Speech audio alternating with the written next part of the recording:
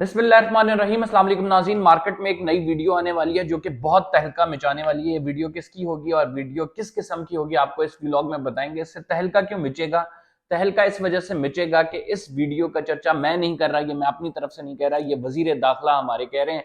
और वो क्यों कह रहे हैं, उसके पीछे वजूहात हैं, वो भी आपके सामने इस व्लॉग में खोल के रखेंगे।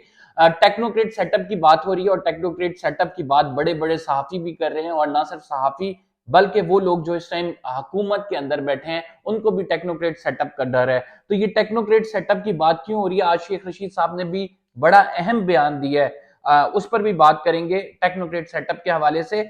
और साथ आपको ये भी बताएंगे कि जो लोग महंगी गाड़ियां खरीदना चाहते थे और उनके रेट्स ऊपर चले गए थे, जैसे लग्जरी गाड़ियां, हाइब्रिड गाड़ियां, एक्वा, प्रियस वगैरह, और उनकी इंपोर्ट बंद हो गई थी। अब हुकूमत ने एक फैसला किया है और 2 जनवरी से इंपोर्ट खुलने जा रही है। वो क्या फैसला है और उसमें कौन कौन सी चीजें आती है जिनकी इंपोर्ट खुल रही है, आपको इस व्लॉग में बताएंगे। साथ आपको ये भी बताएंगे तहरीक इंसाफ के 37 अरकान जो हैं उन्होंने उन्हें इजलास में बुलाया गया, वो इजलास में क्यों नहीं आए, ये भी इस व्लॉग में शामिल करेंगे। और साथ इलेक्शन कैंपेन पे, बल्दियाती इलेक्शन कैंपेन के हवाले से लोग इलेक्शन कमीशन के बाहर एहतजाज कर रहे हैं कि यार हमने इतने ज्यादा पैसे लगा दिए। आपको मैं एग्जैक्ट बताऊंगा अमाउंट के कितने पैसे उम्मीदवार अभी तक बल्दियाती इलेक्शन में लगा चुके हैं, जो कि इलेक्शन कमीशन के अपने डॉक्यूमेंट जो उन्होंने हाईकोर्ट में जमा कराए थे उससे रिवील होता है। तो आपकी आंखें खुली रह जाएंगी। बहरहाल हम आगाज करेंगे सबसे पहले कि किस साहब की वीडियो आने वाली है, तो और कौन साहब कह रहे हैं ये। वीडियो के हवाले से मैं बताऊंगा जरूर, लेकिन आपने अगर चैनल को सब्सक्राइब नहीं किया सब्सक्राइब कर ले, बेल का आइकन जरूर दबाएं, फेसबुक पे फॉलो करना ना भूलें।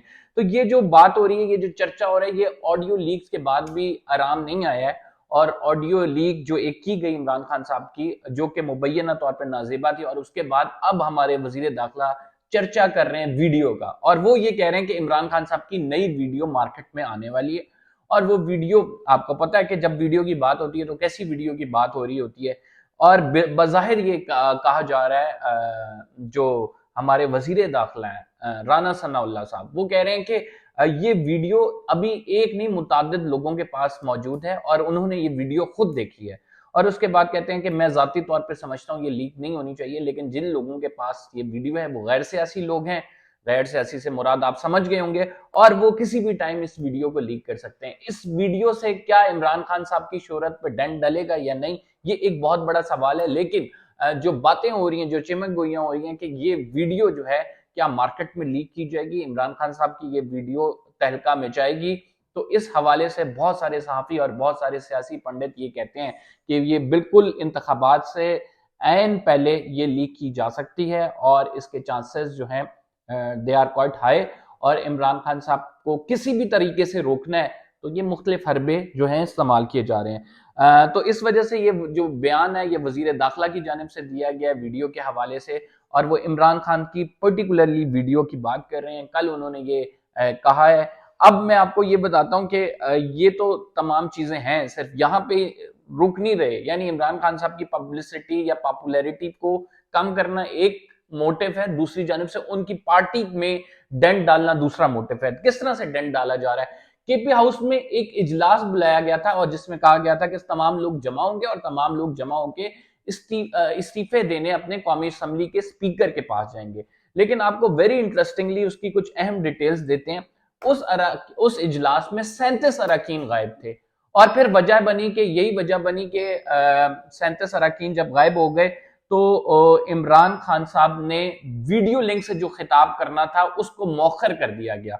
और फिर उसके बाद बताया ये जाता है कि जब वीडियो लिंक से, अब ये देखिए, मतलब मैं अभी व्लॉग बना रहा हूँ और लाइट चली गई है। ये सर्दियों के दिन है और सर्दियों के दिनों में 4321 मेगावाट शॉर्टफॉल बताया जा रहा है इलेक्ट्रिसिटी का, और इस वजह से ही लोड शेडिंग का दौरानिया बढ़ा दिया गया। सर्दियों के दिनों में भी हो रही है। तो अनफॉर्चुनेटली जो लोगों ने काम करना है, जो लोग अपने जिनको दिन के टाइम इलेक्ट्रिसिटी की जरूरत होती है, ये गैर एलानिया लोड शेडिंग पीडीएम के दौर में दिन में भी हो रही है। और वहां पे शहबाज शरीफ कहते हैं कि हमने 900 मेगावाट इंक्रीज किए हैं जो है इलेक्ट्रिसिटी में। तो वो किसके लिए इंक्रीज किए हैं सर? यहाँ पे तो नजर नहीं आ रहे। खैर, मैं आपको ये बता रहा था कि 37 अरकान असम्बली ऐसे हैं जिन्होंने उस इजलास में शिरकत नहीं की, और अभी वो 37 अरकान के हवाले से इमरान खान साहब को बता दिया गया कि सर ये आपके लोग जो हैं वो नहीं कर रहे। अब मैं ये बताता हूं कि क्यों नहीं कर रहे। किसी को पीछे से फोन आ रहे हैं, किसी को कोई बताया ये जा रहा है कि इमरान खान साहब की पार्टी तबाह हो जाएगी, किसी को कहा यह जा रहा है कि अगर आप इस पार्टी में रहे तो आपका कोई फ्यूचर नहीं है। तो ये तमाम हरबे इस्तेमाल किए जा रहे हैं और अरकान को रोका जा रहा है। उन्होंने कहा इस्टेब्लिशमेंट इमरान खान के खिलाफ है, राइट नाउ कोई मुस्तकबिल नहीं है इस पार्टी का, लिहाजा आप ना जाए। तो 37 अरकान के नाम इमरान खान साहब को भी दे दिए और यही वजह बनी है कि स्पीकर के आगे सबने मिलकर जो जाना था, अब राइट नाउ वो डिले हो गया। पहले तो आपको पता है राजा परवेज अशरफ भी बाहर जा रहे थे, लेकिन आज उन्होंने आमिर डोगर साहब को बुलाया, आमिर डोगर साहब नहीं गए। तो वजूहात पीछे ये हैं। बहरहाल हम आगे चलते हैं और आपको बताते हैं इंपोर्ट के हवाले से इंपॉर्टेंट चीज जो जिसका ताल्लुक आपसे है, बहुत सारे बिजनेसमैन से है और बिजनेसमैन कम्युनिटी ये चाह रही थी कि किसी भी तरह से इंपोर्ट खोली जाए। जो दवाओं का खाम माल है वो कम पड़ गया था हमारे पास पेट्रोलियम प्रोडक्ट कम पड़ गई थी और हमारे पास एग्रीकल्चर प्रोडक्ट्स कम पड़ गई थी, जो कि अशियाए जरूरत होती हैं। इसलिए ये हुकूमत ने 2 जनवरी से खोलने की बात की है इंपोर्ट। 7 माह की पाबंदी आयद रही और अब जो है पार्शली तौर पर इसको खोला जा रहा है। जुलाई में ये पाबंदी लगी थी और जो एक्ट है उसकी 84, 85 और 87 शिक ये कहती है कि उसके तहत जो है हुकूमत किसी भी टाइम पे इंपोर्ट बैन कर सकती है। अब जब खोला जा रहा है तो कौन सी प्रोडक्ट जो है एलसीज जिनकी खुलेंगी, जिनको मंगा सकते हैं। एग्रीकल्चर प्रोडक्ट्स इसमें शामिल है। इसमें अशिया जरूरत की तमाम चीजें जो कि डेली खाने पीने की चीजें हैं वो हैं। पेट्रोलियम प्रोडक्ट्स हैं, इसमें आग जलाने की लकड़ी, तेल, इसके साथ पेट्रोल।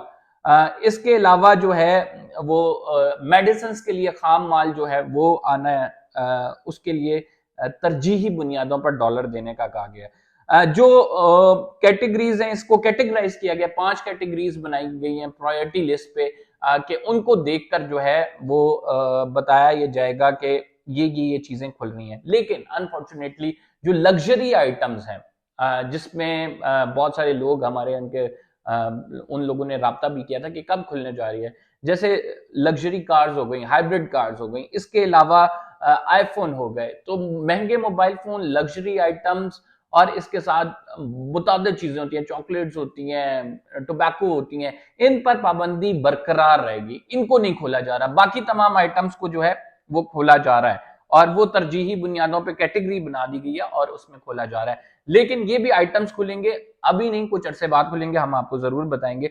अब आपको बताते हैं टेक्नोक्रेट सेटअप के हवाले से एक नहीं मुतादिद सहाफी भी कह रहे हैं और आज शेख रशीद साहब ने भी बात की कि केयर टेकर सेटअप या टेक्नोक्रेट सेटअप के लिए कुछ ऐसे लोग ढूंढे जा रहे हैं जिनको प्रोलॉन्ग बुनियादों पर, मतलब यानी प्रोलॉन्ग किया जाए उनका टेन्योर और बढ़ा के, जैसे 3 महीने का केयर टेकर सेटअप आया तो उसको बढ़ाया जाए। और इस बुनियादों पर जो है लोग देखे जा रहे हैं, उनकी छांटी हो रही है, उनके इंटरव्यूज हो रहे हैं और देखा जा रहा है कि आइंदा का आने वाला सेटअप टेक्नोक्रेट तो नहीं है। तो ये मुतादिद दफा हमारे कानों में ये बात डाली जाती है टेक्नोक्रेट सेटअप आ रहा है, लेकिन इसकी गुंजाइश नहीं बनती। क्या अब ये टेक्नोक्रेट सेटअप आ जाएगा, नई स्टैब्लिशमेंट आई है, ये कहना बहुत कबल वक्त होगा कि आ सकता है या नहीं। अलबत्ता इसके हवाले से मुतादिद लोग भी कह रहे हैं और सीनियर सियासतदान शेख रशीद साहब भी प्रोडिक्शन करते हुए नजर आ रहे हैं। हम अगली खबर पे चलते हैं और अगली खबर आपको बताते हैं। ये मामला है 50 करोड़ रुपए का। जो बल्दियाती इंतखाबात थे उसमें उम्मीदवारों ने 50 करोड़ रुपए जो है वो आपको पता है कि अपनी इलेक्शन कैंपेन्स पे लगाए और अब वो जो है वो इलेक्शन कमीशन के बाहर एहतजाज कर रहे हैं और एहतजाज करते हुए ये कहते नजर आ रहे हैं कि यार आपने अगर ये फैसला करना था, आपने कानून साजी करनी थी तो पहले बताते, हम हमारा ये पैसा जाया ना होता। और ये इलेक्शन कमीशन ने बात जो है इस्लामाबाद हाई कोर्ट को लिख के बताई थी कि उम्मीदवारों का पैसा जाया होगा और खुद ये फैसला कर दिया, पहले खुद फैसला किया इंतखाबात होने चाहिए और उससे ही यू टर्न ले लिया कि इंतखाबात नहीं करा सकते अभी। तो मैंने आपको पहले भी बताया था ये गेम फिक्स्ड है और ये गेम बिल्कुल फिक्स है और इसी वजह से इंतखाबात नहीं हो रहे। लेकिन बकरे की माँ कब तक खैर मनाएगी, आखिर आखिर इंतखाबात तो आपको कराने पड़ेंगे और इन लोगों का पैसा जाया हुआ है, लिहाजा ये इलेक्शन कमीशन के बाहर आपको एहतजाज करते भी नजर आएंगे और इन पर हुकूमत इनको रोकने की भी कोशिश करेगी। फिलहाल के लिए इतना ही। कंपलसरी को इजाजत दीजिए, कुछ और मालूमात के साथ हम अगले ब्लॉग में आपके सामने हाजिर खिदमत होंगे। अल्लाह हाफ़िज़।